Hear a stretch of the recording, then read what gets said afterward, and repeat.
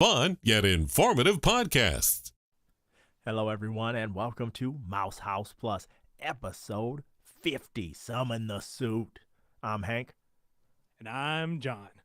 and every week we cover, well, not every week, but most weeks we cover a good Disney Plus series. See how I gave us an out so we don't have to Yep. cover some of the crap ones?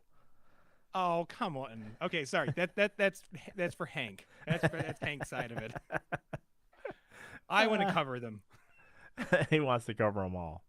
Mhm. He's like, I give this an episode a half star out of 10. You'd be like, whoa. All right, but we're not talking about Moon Knight, obviously. But let's do that right now. All right. Steven is awakened by a dream, or was it? Was it a memory or a dream, John? No, it's definitely a memory. Yes, indeed. But he thinks it's a dream. Oh, he's hoping it's a dream. He's praying it's a dream. That's when he checks the door and everything. Oh, and I love how he launches himself out of there and then just basically he just face plants him because of the cord. Don't tie yourself to a bed if you're not prepared for that. Yeah, no kidding. And then it's off to work. How he can do this and function like this is beyond my absolute understanding. Well, I mean, maybe it's just he doesn't know what else to do. So, because I think if he stays home by himself and he doesn't interact with anyone, that's even worse than him, having to deal with all the problems. So it's just easier to move through it. Yes. Now, when he's smoozing with the guard and he sets it up like this is going to be the most amazing, unbelievable video you've ever seen. Oh, it's going to melt your brain. And then it's like absolutely nothing happens. Were you let down by that like I was a little bit or no? I was, because I thought it was going to be some sort of like clever tree where they're like, oh, they got a hold of the cameras and whatnot. But here's the thing, though. So he was doing stuff. You just never saw any of okay. So he throws his bag, but then it goes to a different camera shot. Yep. So you didn't get to see the bag, scoot off. And, Right. Which I think would have been the giveaway, because as we find out later on that you can't, only I guess certain people can see this. Yep. There are things that it did, but it didn't really start creating the chaos until after he went through that hall door, and I guess he's not in cameras anymore. No, but there's Okay. still cameras back there though, because you remember he did the who comes out of the bath. Oh no, never mind. He doesn't come out of the bathroom. You see him walk back into the main hall, and he is that's where they spot him again. So, okay, never mind. I've answered my own question, because I'm sitting there thinking, I'm like, well, they've got cameras everywhere. You think they'd have something going down that hall towards the bathroom. Right. And even if they did, apparently, since you can't see these things, it doesn't really impact anything, I guess. I don't know. Yeah. I don't care for that trope that much. I get it. I get what kind of universe this is. But for me, sometimes I'm just like, that's such an easy out, to be like, oh, you're delusional because nobody else can see Snuffleupagus, Yep. But we'll move on. I'll digress. And then it's still you. That's not me. when he looks up, it's he's still got you. that definitely look in the eyes. I mean, his hair's a little bit different too, because Steven's hair is all messed up, and then you look at Mark's hair. Mark's is like sharp. Now he's talking to the person pretending to be a statue again. Then he hugs him for helping figure out, a way to prove that he's not mad. And that was great. I could have waited a week and saw him move clearly. And the funny thing is, even if he didn't hug him, just staring at his eyes, you're like, oh no, that's 100% a person. And that's actually what I was thinking. I was like, man, this is what Hank needed in the last episode. He would have been able to tell that right away. Yes, most certainly. Now the storage unit person remembers Steven. And is number 43 relevant? I was kind of hoping number 43 would have been a comic title that would have tied into this particular episode, but they go in a different direction with that. Yeah, but the QR code is a thing. Yeah, we'll get to that. Okay. Okay. We got that in feedback actually, so we can save it for feedback. Okay. So I was hoping 43 meant something, but apparently I guess it doesn't really. Now, inside that storage unit, there's a cot, clothes, passports, guns, money, the scarab, which is a freaking compass. That was kind of wild, man. It can fly. Well, hold on. Let's back this up just a moment. Where is there any place that you go to that the lights kick on and go conk, conk, conk? I mean, any of those places, you walk in, all the lights turn on, not the lights that you're walking direct. Well, no, that's not true. I've been in a warehouse where they walk on, but they definitely didn't make a giant sound. You didn't hear anything. But yeah, I'm like, oh, come on. Like, this is so stereotypical. You're trying to make it creepy when they wouldn't do that. All right. Because I mean, you look how modern it looks too, because of all the flush. Oh, that was another thing too, which I No can't dust. wait to get to. Yeah, no It's dust. like It's not no dirty. dust. There's in scuff marks on the floor from people dropping furniture and dragging it. And then like inside that storage container or storage area. I mean, I've moved a lot of stuff in and out of storage container. You're lucky if you get one light. And that thing was like almost like a well lit furnish. Besides the fact that he furnished it, but it was very well lit. So Yeah, they don't do that. I've Yeah. never seen one that does it that intense. Now I've Okay. seen like indoor ones that have better lighting and stuff, but I've exterior ones like that. I was like, no. So, any of our UK friends out there, if you'd like to prove me wrong, please send us, a picture of one of your storage lockers or a storage locker so I can shut my mouth because it's just ridiculous. Yeah, okay. He's calling you guys. Oh, no, I'm not saying they don't exist. I just want someone to show it to me. We have agents over there. They I can know. help us out, I hope. Oh, we'll see. Hopefully. All right, Mark shows up, and Mark wants him to sleep. He reveals he's Khonshu's avatar, and they protect the vulnerable and deliver Khonshu's justice. And Steven tries to get himself put away, but Khonshu has other ideas for him, and he just so happens to run into Layla. How believable was that? I mean, it wasn't. It was just, it just played into the story. Yes, I love the MCU when they do this. Whether it's the TV shows or it is the movies, they just have this improbable thing where you go all the way across the galaxy and you meet up with the same like 10 people. Insane. It's like Star Wars. Star Wars is like what, 30 some people throughout the entire series that are important. Oh wait, and there's only what like or 2 or 3 white chicks, right? Wasn't that a thing too? There's no other women, and it just so happened to all be white. Interesting. All right. So Layla is his wife. Well, Mark's wife. So is she cheating if she talks to Steve? How does this work? According to her, no. She just wants him to stop acting a fool. And I love how she's like, "Will you just stop with this dumb accent?" He's like, "This is my voice." But you know what? They've kind of leaned into it because I've heard people from across the pond say that they may be taking some liberties with his accent and the slang and stuff that they're using. And it was kind of funny how they kind of lean into it like, okay, stop with the silly accent and stuff. I was like, that's pretty good. From what I understand, like that's really Isaac. That he's the one that came up with doing like the British accent, and then he's really pushing that. So I mean, that just may be all him. I mean, if it's written in, then I thought I read that because there's a lot of articles about how like dedicated he was to all these different personas that he was supposed to be playing, and that they didn't ask him to do the British accent. He just did it to have a separation. So, interesting. And I do like how he addresses it later on as like, the American talking guy that's in my head. That is pretty cool. Okay. I did not know that. I like that. Now, Mark wants Steven to get her out of there. And, it's mom's flat. You guys are talking again?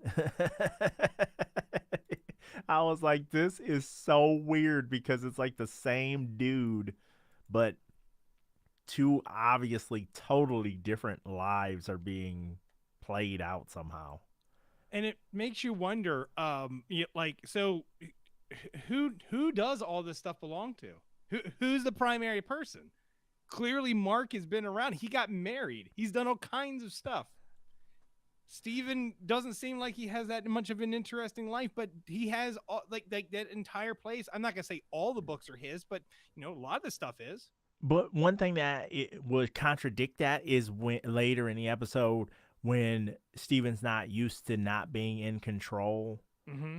and he's like, "Oh, I'm kind of stuffy in here and kind of Oh yeah. cramped in here and stuff." And I'm like, "Wait a minute. If Mark's out doing stuff, living his best life, how in the world do you not know how to be in there?" Well, that's mentioned later on when we get to that part. So Okay, we'll get to I'll it. talk a little bit more about that. Now they're speaking French, parlez-vous français? And Layla has some divorce papers. That's what you want to wake up to. You know what I mean? You want to spend your day, getting served with those. So Mark is trying to stop Steven from sharing what's in the bag. What's in this bag?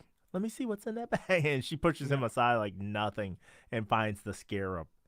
Has no one ever seen Seven? Just don't look in the bag. Don't look in the box. Ooh, Just don't look in leave the it box. alone. Yeah, don't look in the bag. Don't open the bag. So she starts to believe he doesn't remember everything. Then the police show up, who we think are police anyway. Maybe they are police, but they have a special tattoo on them. And I am annoyed about this because we know that that entire clan has basically been judged, every single one of them. So then you turn around and you see these two who are clearly shady cops, but yet they're allowed to live? Or are we to believe that not everybody is judged, but a lot of people are on board with, this Egyptian god? And there's an awful lot of people out of nowhere, by the way, that are like, just jumping on board this bandwagon.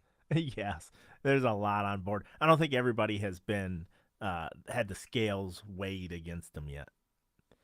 Yeah, I mean, Especially, but because especially those them cops, two. I was like, yeah, there's no how can they be doing any of that? They should be dead. Hey, where did you get this? Paperweight shop? Yeah. Is there just a shop that you just get paperweights at? I've never seen Well, one. I mean, honestly, where he works, I'm surprised he didn't say work, but I mean, that would seem like something that you would get in the gift shop. It was so So, I funny mean, to me. yeah. I love it. Well, fortunately, Layla climbs out the window when the cops are perusing around, and they go through his bag and they find Mark Spector's passport and all these goodies in here. He's an international fugitive. And like I said, they reveal that they had those tattoos and stuff as they're driving. And even the kid playing ball, he's like, "Hey, could you let me out of here?" Look, and I have an issue with this too. I mean, if every single time we see one of these people, they just so happen to always be doing something where it's like, oh yeah, hey, well hi, look at Look at that, this and you're tattoo. just like, yeah, you're like, come on. I'm like, there isn't. When you go to catch that ball, he like turns it in your face. I'm like, oh stop. Like, It'd be I'd rather it be like, oh, you kind of see a little bit under his sleeve, and then you kind of get the idea. Not that it's always, no matter what you look at, you just see it no matter what. You know what? It would even be worse if it was like a chest tattoo or a back tattoo. It'd be like, "Here, hold on. I'm part of this organization. Hold on." Like, Let me show you the battleship on my back. why are you lifting your shirt, sir? Uh, so- now, this next part, do you believe that Arthur had those cops leave that radio in the car so he could listen in and get a better understanding of Mark's condition? Yes, Okay. it would make sense because if he was already thinking, I mean, okay, if we were to believe what he says next, that he was originally an avatar, then he knows what he's going through. So if anything, he went to hear him having these conversations with the person that doesn't exist, because he knows he's at least talking to that the god's hanging around there somewhere, probably saying something to him, which he is. But he's also having a conversation with Mark. So I don't know if he completely understands the Mark connection. That there's another consciousness in there, but he definitely knows that there's a god speaking to him. So He said something about it must be difficult with all those voices in there. So he has to have some idea that there's somebody else besides Khonshu. well, I think I don't know, because Khonshu, every single time we hear him speak, it's like talking like it's more than one being. Okay, so I don't know. maybe it I don't. is also got a bunch of dynamics to it as well. Maybe. But at the same notion, maybe you're right. He knows about it, because that was one of the things he mentioned about, well, you're no wonder your scales don't balance because of all the things going on in there. So I mean, I can believe that too. I mean, it also makes sense that he's done all this stuff, or like how he got the scarab in the first place, and he doesn't know how he got it, and he's willing to give it up, but then his body didn't want to give it up. So yeah, maybe he is clued in that there's something connected to that. Was it just me, or did Khonshu sound a lot like Optimus Prime? I mean, I listen to a lot of Transformer stuff, so I know Peter Cullen's voice pretty well. I just kept waiting for him to say, roll out. Steven, could you get the all spark for us? Steven, transform and roll out. Can you get the all spark for us? I'd have been like, whoa, dude, this is crazy. When Bumblebee showed up in the third act, it was nuts. My next watch through, I will try and pay attention to that more, because just a little bit. I can see it, but now what's going to happen is every time it pops up, I'm going to be like, darn it, thanks, Hank. Thanks for putting that in my head. Yes, yes, we did it. We did it. We ruined the experience. We ruined his experience. This is great. Now, Arthur speaks Mandarin. Did you tie that into any other MCU stuff, or do you think it's just disconnected? I think it's disconnected, because he's mentioned that how they encourage everyone to speak at least 3 different languages. So I bet you he speaks even more than just Mandarin. Yeah. Okay. So I was just like, man, that would be so cool if they tied it into some other, part of the MCU or something. Maybe, but they're doing a real good job of trying to isolate a lot of this. I mean, although they did have one thing, which is going to be coming up here shortly, that it's a tie-in to another one of the Disney Plus series. But continue on, sir.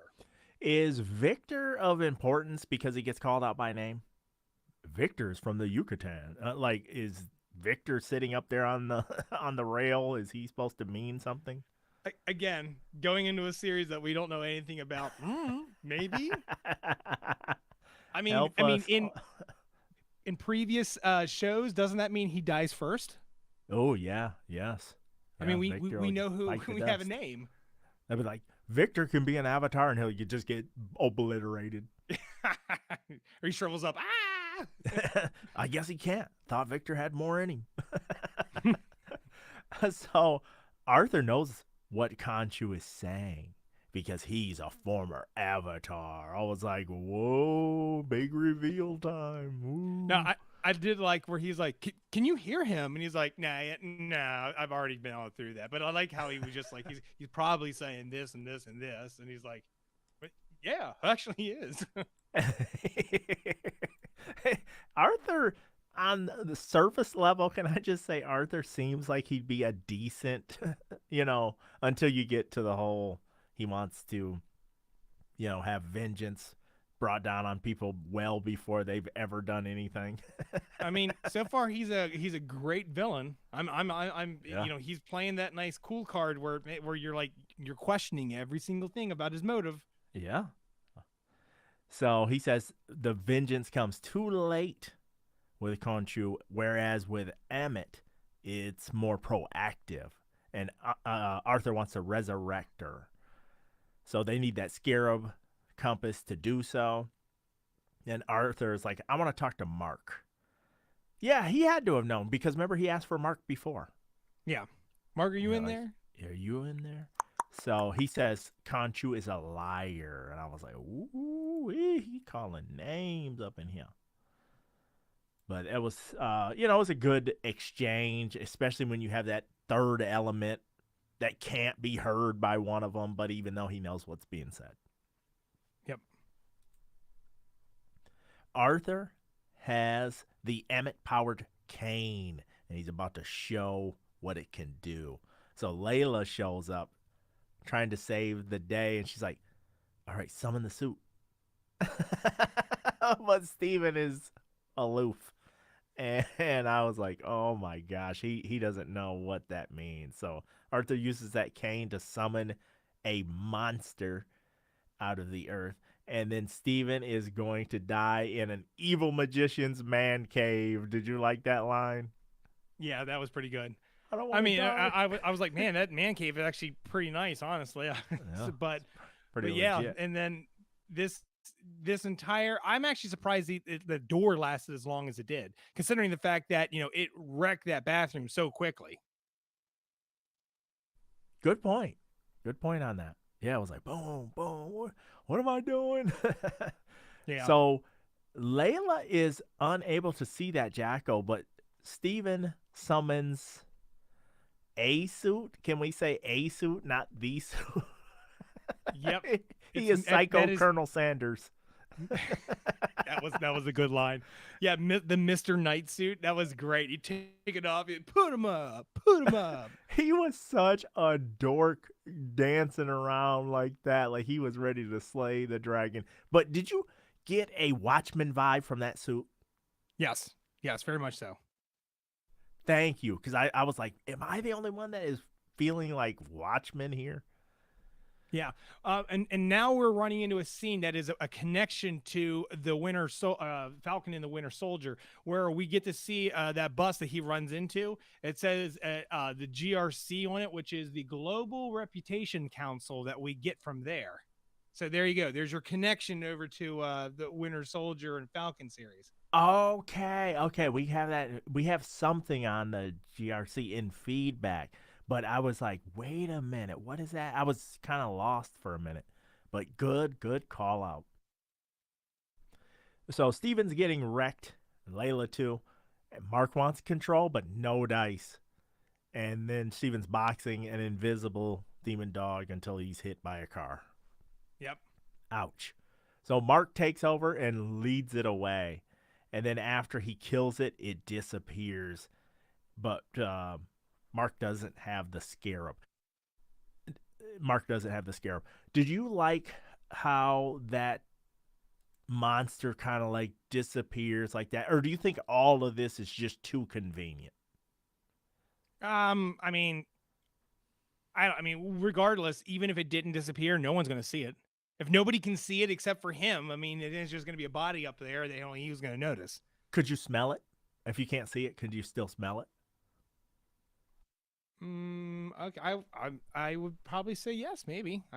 It's an interesting theory. I think that you're running down the wrong path here. Remember, before we even started this thing, I said I wanted him to jump off and have that cape turn into a sea all the time, and it didn't do it once. I was paying attention to that, and it did not happen, and I am upset. And on top of that, the little blades that he's got where he keeps pulling out. So here, I want to know how many times he can do that. Can he just keep going, just pull him out? Because he put the one back, right? But he only put one back, and he pulled at least two out.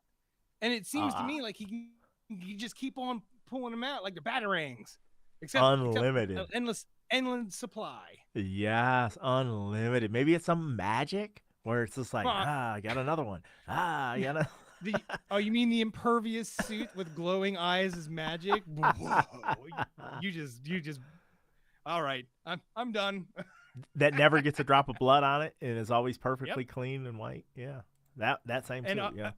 I want to backtrack. There was also another thing that is going back. Now this is debatable, and this is going back to WandaVision. Sorry, I got ahead of myself there.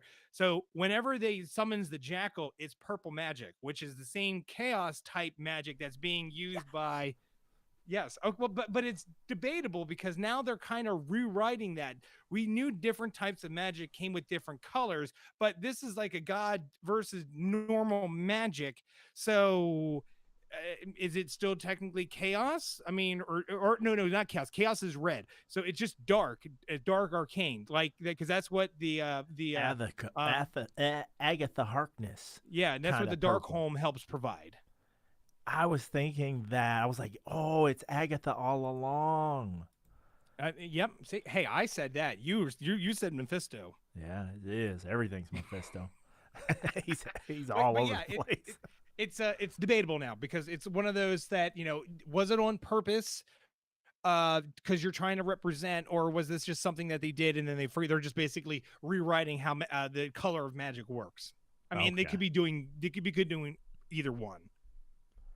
Now Arthur gets it from a man. Now, how did that guy get that scarab? I was taking notes and I might have had my head down a little bit. So when he fell out the window and then he hit the light on the way down, then he lost it there because Okay. when he comes by, you see it with a bunch of glass. Excellent. Okay, thank you. Because I was due to circumstances beyond my control, I could only watch this episode one time. Mark talks to Steven in the mirror. Mark's servitude is because Khonshu saved his bacon, and Mark goes a little bit nutty when talking about Layla being the next Avatar. Ooh, what is up with that? Well, it's a good play by Khonshu because here's the thing.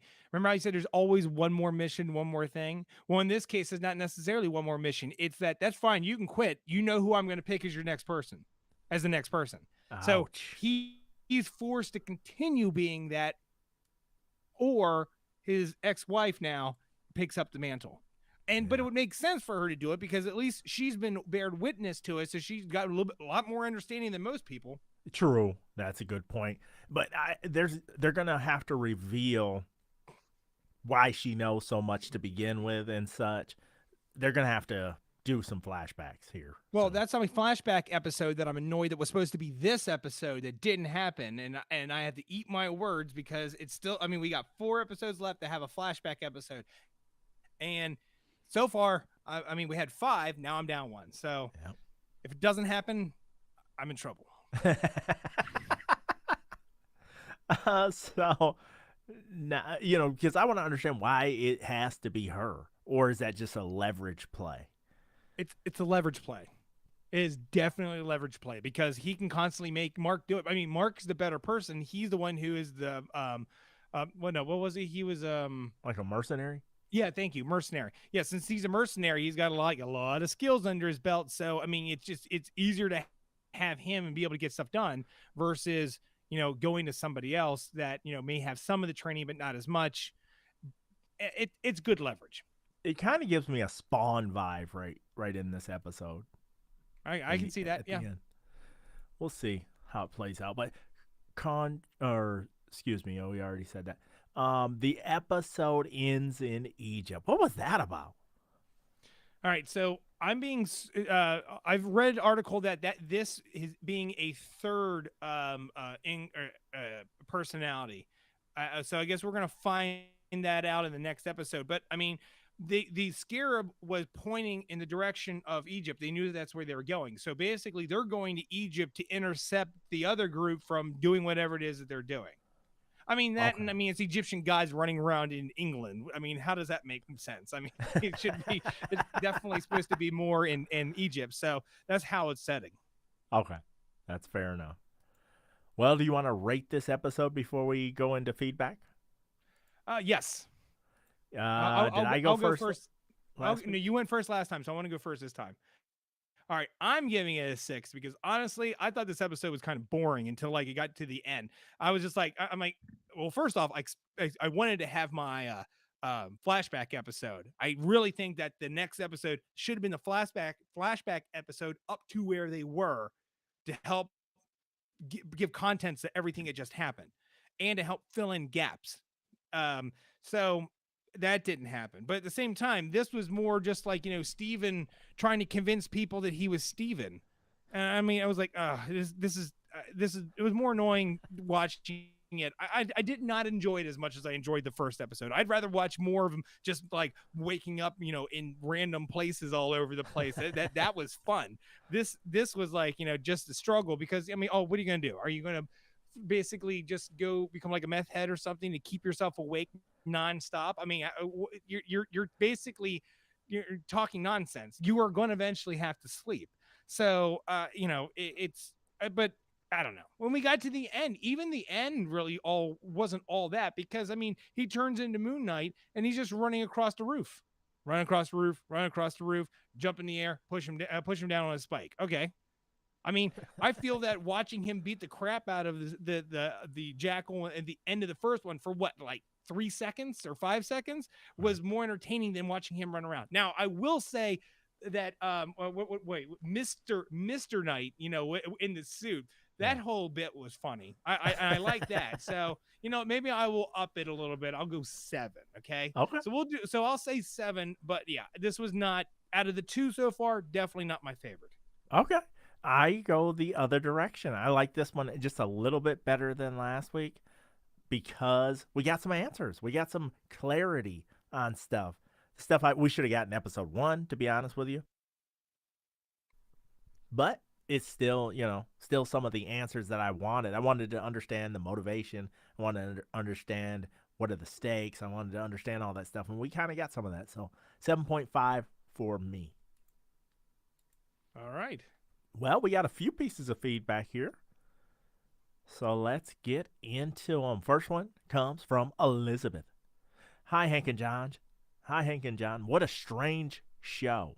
It seems to be a cross between the Upside Down and Minority Report. Wow, that's interesting combination. In the first episode, Mark's cell phone was early 2000s. Is this set in the past? No, you said it's present, correct, John? No, Marvel has announced this is happening in 2024. They do still make and sell razors, and you can get them. They're usually like the pay per minute kind of thing. So a burner phone, which would be correct. So yeah, they do exist out there, but yeah, this happens in 2024. This does take place after the events of Hawkeye. So this is like after Christmas-ish. Okay, so she kind of answered her own question because she goes on to say, but there was a GRC on the bus. So she kind of answered it herself because that's what we talked about earlier. Mm-hmm. And so that would have had to been after the blip, obviously, right? Yep. All right. Y'all probably figured this out, but the QR code on the storage container is a link to a Moon Knight comic. Is this the first time a QR code has been built into a TV scene? Is this, John, for TV? I don't think so. I don't think it. No. The last time I did it wasn't a TV show. It was the Super Bowl. The last time I saw one on TV. They've already put out alerts being like, don't scan every QR code that you see on TV because some of it can just be like, leading to malware and stuff like that. So it's out there. But in the Marvel world, I would say this is our first playing around with that. Okay. All right. Very cool. And then I suspect the most enjoyable part of this show will be the Mouse House Plus commentaries.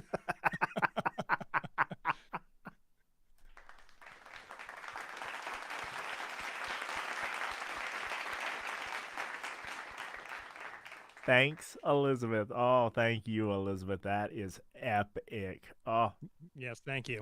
I'll put the link in the show notes that Elizabeth sent over. I'll put that link in the show notes. All right. This one was anonymous. Why do you think Mark is being coerced to be Khonshu's avatar? What do you think is behind the deal? Because there's got to be other options, though, right? As far as not just Layla, but just options, period. If it's plainly because he was going to die and he found a useful subject, that's the only who knows where there's more in that. I mean, I feel that that's what they were alluding to. Like Scorpion King, kind of the Yep. premise of Scorpion King. Yep. We're just borrowing from kind of taking place in the same place. You know, I'm telling you, we come across a CGI'd The Rock, I'm out. You'd be like, okay, I'm done. They didn't even bother to take that out. All right. Yeah. All right, that was an interesting question. And then there was this is another good question. This was sent in anonymously as well. This is the final one. Have you noticed any inconsistencies in Oscar Isaac's performance as he switches back and forth between characters? I think that's a fascinating question. You want me to go? I have not. I'm he is dedicated to playing these individual roles, so he's doing it. I'll rain on the parade just a little bit. They have the benefit of post-production. Yeah. So even if he did slip up and carry something over from one character to another, whether a mannerism or verbally, they could just chop, bam. Yep. We don't see what mistake. They've had months to look these over, so I think that kind of helps too. I would love to see what they've cut. Just as somebody who produces content, I would love to see that. I mean, it'd be funny, like he's just talking, be like, Isaac, you know, you're not British anymore. You're supposed to be with American accent. Oh, like, oh my bad. I mean, what we need some of our French-speaking people to tell us if there was an additional accent on his French-speaking as well. I mean, that's one that I wouldn't have been able to figure out because I don't speak French. So I mean, but yeah, I speak a little bit of French, and it sounded fine to me. But I'm not, I'm not some expert in French. Yeah. 2 years of French for me. All right, John, anything else before we wrap this up? It's always a lot of fun. Scanning my notes. No, I don't have anything else on there. Okay. A ton of fun. Next week we'll be back to Fridays. I had my brother Ted passed away last weekend. So I have the viewing on Friday and then funeral on Saturday. So I wanted to make sure we could do this in advance so I can just focus on family this weekend. So, I just appreciate John and you listening right now because it gives me something to do, something to work for, something to work towards that keeps my mind off of all the negative stuff that goes on in this world, all the sad stuff that goes on. So thank you for tuning in to this episode, and thank you, John, for joining me for this episode. Oh, you're welcome. And all of us listeners and all, we all feel for you. So we're here if we need you, or if you need us. Sorry. Thank you so much. I appreciate it.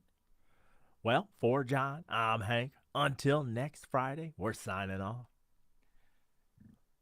What does he say now? Now I'm totally forgot. There we go. I had to have one. Later, Gator. TPE Network. There ain't nothing else.